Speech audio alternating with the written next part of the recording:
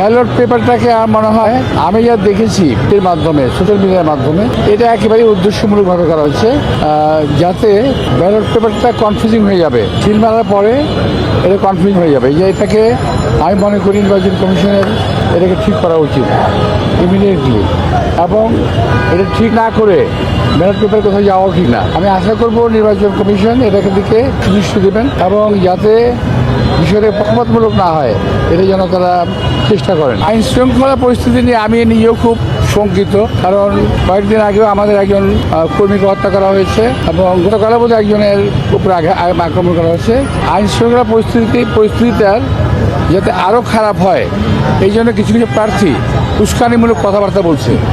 আপনি খেয়াল করে দেখবেন যে আমাদের আসনের কিছু কিছু প্রার্থী তাদের যে কাজকর্ম তাদের কথাবার্তা অত্যন্ত উস্কানিমূলক। যেমন আমার সঙ্গে তারা বলতেছে আজে বাজে কথা বলতেছে।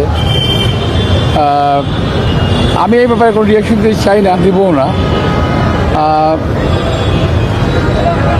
আমরা চাই নির্বাচনটা সুশৃঙ্খল এবং সুন্দর হোক।